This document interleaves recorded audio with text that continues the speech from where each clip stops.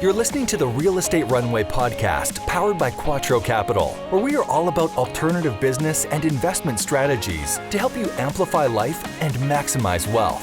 Here's your host, the recovering engineer turned multifamily investor, Chad Sutton. All right, Real Estate Runway family. Today we have a very special guest, Mr. Gordon Stein, who is a notorious speaker and author of Cashflow Cookbook.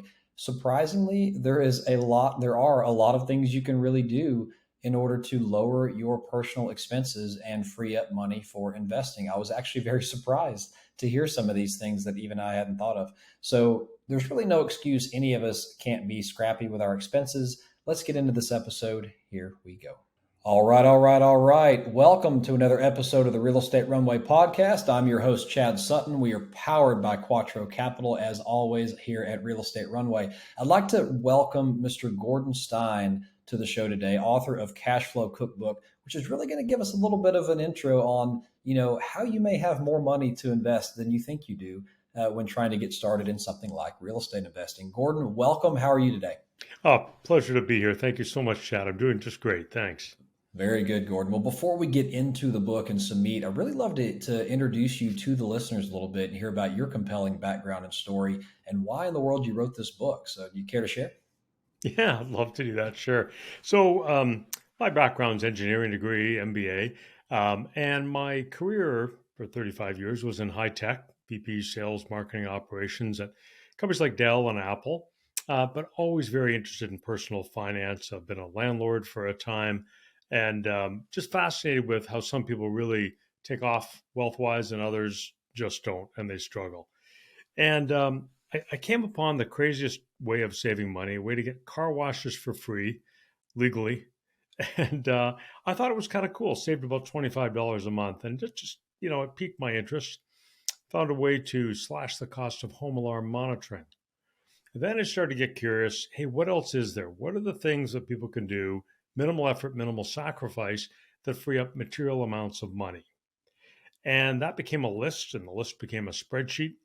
And then in the spreadsheet, I said, hey, how much are these savings ideas worth after 10, 20, 30 years if you could invest them in real estate, in securities, whatever the case may be? And the numbers were massive. So I took it to my accountant. I said, hey, where's the math issue with this? And he looked it over and he said, math's good. This would make a terrific book. And originally it was going to be a novel, and it didn't fit as a novel. And I was frustrated trying to put it together. I had my characters, my plot line. And under my breath one day, I said, it's more like a cookbook. And I said, oh my goodness, it's the Cashflow Cookbook. And that's how it started. So I've been speaking on the book. There's a US edition. There's a brand new Canadian edition. And I speak on the book across Canada and the US.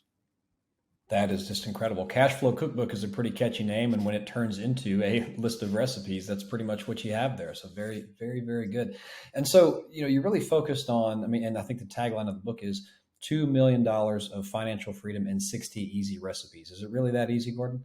It really is. And the simple math says, if you have a 40-year window, if you can free up $400 a month and get 7% on it, that's an incremental $1 million. It's just as simple as that. Most people would say, well, I don't have the $400. And because the book is showing explicitly how to free up $13,000 of monthly cash flow, I would argue everyone has the $400 and probably the $500 or the $1,000, just by making some very simple changes across different aspects of their life: housing, transportation, food, household lifestyle, and financial. Wow. Incredible. So what I'd love to do is maybe go through a couple of examples and, where before someone goes and reads the book, what are a couple of areas where they might turn immediately and say, wow, I can open up income now. It sounds like some of these are just right under our noses and we don't even think about it. Frankly, they're all right under our noses, and they're really quite simple. You can take something as simple as reshopping pretty much any bill you have. So let's pick on car insurance for a moment. You could go to an independent agent who carries a number of different lines, serve up, here's what I've got, go find me the best deal. You could use one of the online tools like Insurify or Zebra, get your laptop, a glass of wine. It might take you 15 or 20 minutes. And what I typically see is you'd free up about $100 to $200 a month per vehicle in your household. So there's a super fast way to free up cash flow. There's a couple $100, let's say. And if you can invest that over time, over 30 years at 7%, that's an extra $500,000 of wealth at retirement. Or it might be the cash flow you need to support a property as the cash flow builds in that property to become cash flow positive over time. So there's a super quick one. It's that easy. I lay out exactly how to do that. That's kind of an off the hop one, comparison shop. There's other things that are kind of subtle. One interesting one is credit score. And a lot of people pay no attention to their credit score whatsoever. And a huge percentage of them actually have errors. But what it means, and here's where it's important, your credit score can swing the cost of your car insurance by 30 to 50%. It can swing the cost of your home insurance by 30 to 50%. It can swing the cost of your loan interest by up to 70%. So if you're going to borrow for, let's say, your own home or a vehicle or even a rental property, that credit score is all important. So there's a great place to start. And notice we haven't given anything up. Keep your latte, keep your glass of wine at the end of the day. We're going after things that don't have emotional connections. Yeah, that makes sense. And so, really, what we're talking about here is how can we optimize our expense load? And, it's not always just make more money. Ideally, that's how you grow, right? But minimizing expense load. And you're even further saying, let's not focus on the things that hurt first. Let's focus on the things that are there, whether you know it or Yep. not, and optimize. Yeah. That's it. And I see it, because I've written the book and, Canadian US editions, I live this stuff all the time. I find it almost every day. I'll see an opportunity. Quick example, my doctor prescribed me with a statin pill. So many of us are on these pills, lowering cholesterol, whatever. So I went into one of the big chain pharmacies, $107 a month for the pills. I said, it's quite a bit if you've got to pay that for the rest of your life. And then I asked, geez, it seems a little pricey. They've got a drug card, $20 a year, lowers the price from $107 to $63 a month. That's a pretty big deal. So I was talking to my brother-in-law, kind of bragging a little bit about the story. And he said, no. He says, you want to go with GoodRx, get a GoodRx card, take that to the right pharmacy. I checked it out, $13.88 for my pills. Did a Wow. little more shopping to a different online pharmacy. I get them delivered to my home for $7 a month. Did a blog post how I saved 94% on my prescription drugs. So here's another $100 a month. What did I give up? What did I sacrifice? Nothing. Having to drive to the pharmacy, So there's opportunities everywhere. Some are as low as $25. Most are $100, $200, $300, $500, $600 a month. So there's very real opportunities for just about all of our listeners here. Yeah, and folks, listen to what he's saying here. That this is not saying that you have to give up things you enjoy doing. You don't have to quit going to the movies. Really, what you have to do is pay attention, and ask. This is really the mark of a good investor as well. Is ask the question. It's not, oh, I'm stuck with this. It's how do I make this happen? How do I do this? And I think by asking that question a few times, wow, how do I not pay $170 for the rest of my life for something I have to have? He stumbled upon something otherwise he wouldn't have found because he didn't have a reason to. So that's a great segue, Gordon, into a kind of a aspect of the book or a topic that we can talk through here. Why and how can budgeting limit your wealth? A lot of people get focused on their monthly budget and they'll say, okay, look, I've got, this much money. I'm going to allocate this much, let's say, to a car payment. And then they'll go to the car dealership and they'll say, look, I've got $700 a month budgeted for my car payment. And so, of course, what the dealer's going to do is he's going to figure out, can he get you a 96-month loan? How about a 108-month loan, still fitting into your budget? So they have this monthly view, but that may not be the best way to buy a car. So instead of thinking about our monthly budget view, let's take a look at our wealth, what some people call our net worth. I don't like the term, I call it wealth. Now, if we got a more modest vehicle, or we chose to shop the financing on the vehicle, 71% of Americans don't shop the financing for their car. They take the financing right from the dealer where they bought the car, which is crazy. So they should all be reshopping that. But now what happens is, we put way too much money in our car. We got too much car. We're financing it over too long of a period, spending way too much in interest. If we take a view of what's going to happen to our wealth, depending on the car, rather than thinking about the $700 monthly thing, what's the vehicle that'll get done what we need? get yourself a nice vehicle, but maybe it's a little bit more modest. Maybe it's a 2-year-old vehicle, but take a look at what that's going to do to your wealth over time. If those payments are reduced, if you're paying less total interest, now you've got more money for real estate investing and more free cash flow to pay down some debt as well. Yeah, that couldn't be more true, and I think that's a challenge in our society today is we're very monthly payment focused. And yeah, I mean, folks, monthly payments are important. The budget is important. Making sure you have cash flow to live is important. So sure, look at things monthly, quarterly, but there's a Mm-hmm. lot of wisdom in what Gordon is saying here is that if you actually just list out, as we've talked about before, your assets and your liabilities. What is an asset? An asset is something that puts money in your pocket. A liability is something that takes money away from your pocket. And you can further expand that to something that puts money, happiness, or time in your pocket. And the opposite is money, happiness, or time away from your pocket, right? I mean, things and people can be assets and liabilities as well. So I digress another day. But the point is, if you're going to, the monthly payment for that BMW absolutely fits within your budget. But then you go look at the magnitude of liability, the loan that you just put on your balance sheet, and further, depending who you talk to, that car is a liability as well. So yeah, that's a lot of wisdom there, Gordon. I appreciate that. Yeah, So, thank you. what would you say is the number one track to build wealth? The number one track. Yes. Well, I think the place to start, as we've been talking about, is to, go ahead and start, I call it broiling these bills. Make a list out of all the bills that you have. You go through them one by one. And sometimes people say, well, I don't want to try and reduce my cable bill. I'm going to be on hold and I'm going to listen to some bad hold music while I'm doing that. I got to repeat my problem 9 times. Let's say you spend an hour doing it. And in that hour, you free up $200 a month. Think about the wealth you could generate over time, over 20, 30, 40 years with that $200. It's quite material. So that 1 hour is probably the most productive hour you're going to have. So I would say that first track is you want to boil all of those bills, grind all of them down. I lay out exactly how to do each kind of bill and every kind of expense in Cashflow Cookbook, ideas, worked examples, the whole bit. And then once you've got that boiled, I think right away, I call it savor the savings. You want to get that money invested, whether it's real estate, securities, debt pay down, whatever it is, get it moving to a better use. If you leave it in your checking account, it's going to be sloshing around down there. Somebody in the family is going to slurp it up and it's going to be gone. So we want to get that money working for you. And I think the next big one after that is you want to get wiser on wealth. Take a look at what's your total wealth today, and then do some projections out in the future. And what can you change to start to accelerate that wealth?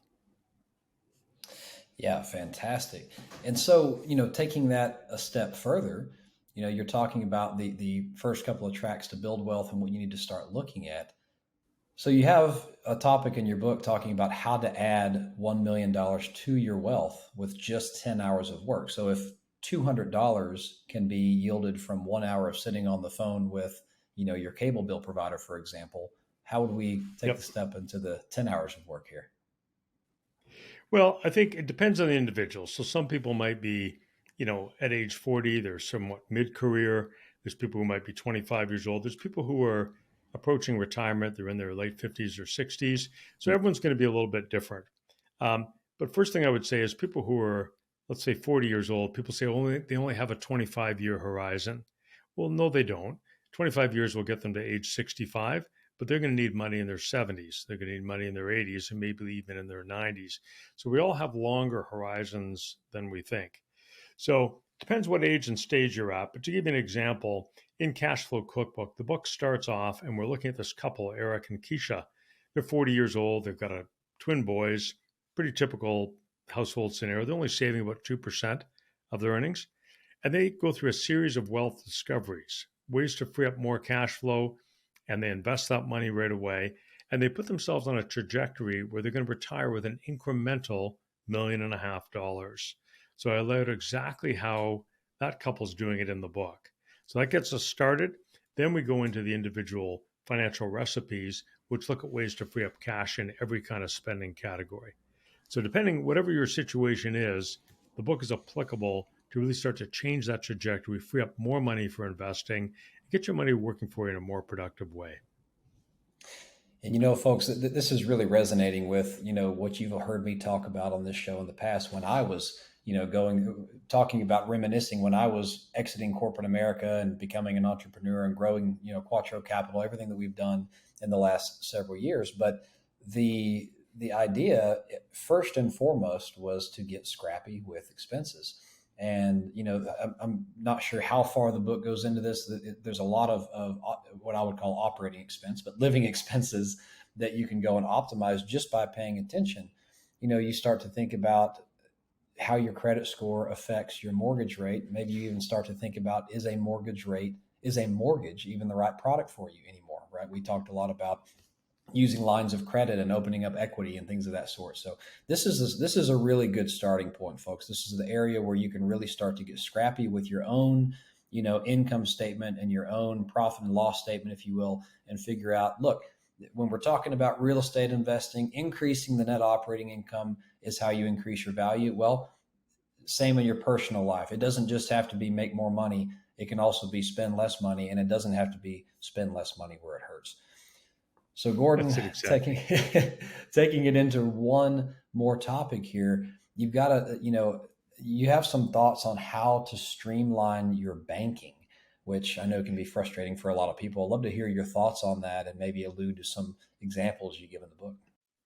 Yeah, I mean, one of the things I see often is you'll have a couple and they'll have a joint checking account, and that's where the horror begins, So, toward the end of the month, somebody gets themselves a new coat, and then they forgot that their cell phone bill was going to come out, the mortgage bill was going to come out, we're overdrawn, a lot of finger pointing, a lot of yelling. So I think a great way to do that is to separate it. And I like the idea of having two checking accounts. Um, you could do it his and hers, but I think a better way to do it is you do one that's the bill payment account. So whatever's coming in with paychecks or your entrepreneurial proceeds, whatever the case may be, you send in to this bill payment account enough money, a little bit more than enough money to cover all the usual bills, all the different home insurance, car insurance, life insurance, cell phones, taxes, mortgage, all of the usual stuff. So let's say, for argument's sake, that's $5,000 a month. So you funnel in $5,500 a month to cover all of that. Okay. So all the recurring payments are gone now. And then you decide how much you're going to have in your discretionary checking account, which is also going to come in from your paychecks or other sources of income. And that's the money that you can really manage in the month. And then, of course, you want to have as much as you can of that money going straight into an investment account, an IRA, property investment, whatever it is you're going to invest in. Get things set up in that way. Now it's much, much easier because there's no recurring bills coming out of that discretionary account. So if you're a couple, two people can talk about it. If you're single, you actually have a good idea how much you can spend. You can watch it. Where am I in the month? What else do I need?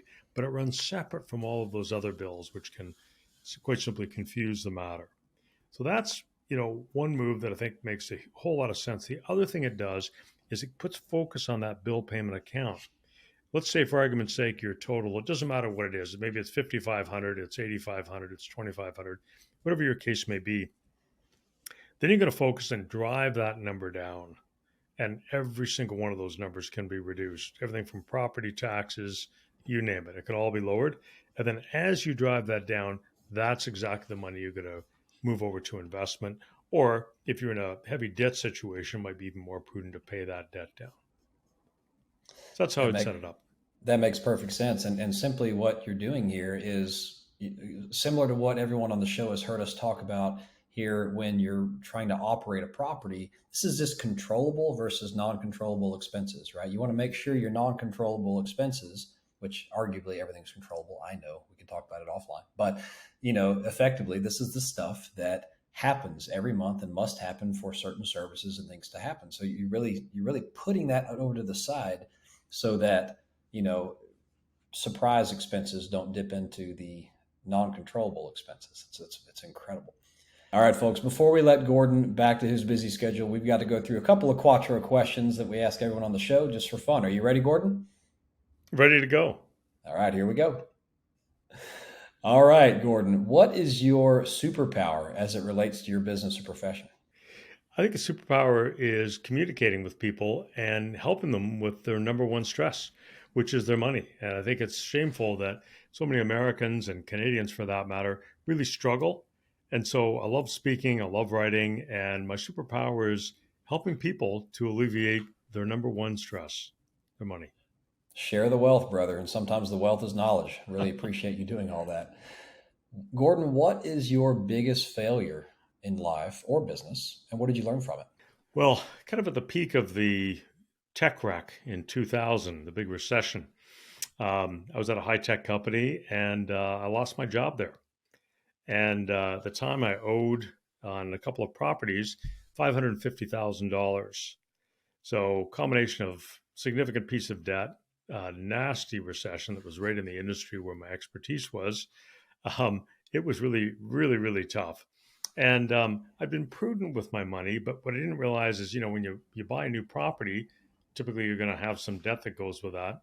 And you've got a vulnerable stage. If something would happen at that vulnerable stage, it can be pretty tough. So that really got me thinking a lot more about, living low off the hog, being much more cautious with debt, paying things off. I managed to get a job and paid all that money off and, became debt free quite early in my career. But it was a scare that, kind of scared me straight and got me thinking a lot more about personal finance and really paying attention to my debt and equity situation. Very good, very good. Well, with that being said, Gordon, how can we find Cashflow Cookbook? Where is it located, and where can our listeners go get it downloaded? Yeah, great. So they can go to cashflowcookbook.com. That's my website. If you're interested in booking me as a speaker, you can find out how to do it there. There's my blog that's up there, information about my book, Cashflow Cookbook, Canadian US edition. So that'd be a great place to start. Your listeners who want to get a copy of Cashflow Cookbook, probably their best investment, even better than their real estate holdings. You can get a copy of it on Amazon, and there's a Kindle edition and a paperback, and the book's available worldwide.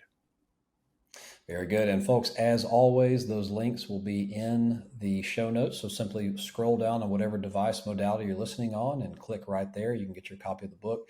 As Gordon mentioned, probably the best investment you'll make in a while is this is low-hanging fruit. If you haven't accomplished this, then what are you doing with your life? So very, very good here. Also, Gordon, what is the best way to get in contact with you? You mentioned we can go to the website to book you for speaking engagements. Is that also the best way to reach you? Well, they can do that. You can send me an email to Gord, at cashflowcookbook.com. Fantastic. Fantastic. Well, Gordon, thank you so much for coming on the Real Estate Runway podcast and sharing some of your insight on how to really become financially free with a few easy tips that are non-painful and honestly quite obvious once you realize the methods. So really appreciate the knowledge. A real pleasure to be here. Thanks so much, Chad. All right, everyone. This has been another episode of the Real Estate Runway podcast. Until next time, over and out. We hope this episode was insightful and brought value to your day. If so, please be awesome and leave us a 5-star review. Find out how Team Quattro can help you at thequattroway.com. Until next time, this is the Real Estate Runway podcast.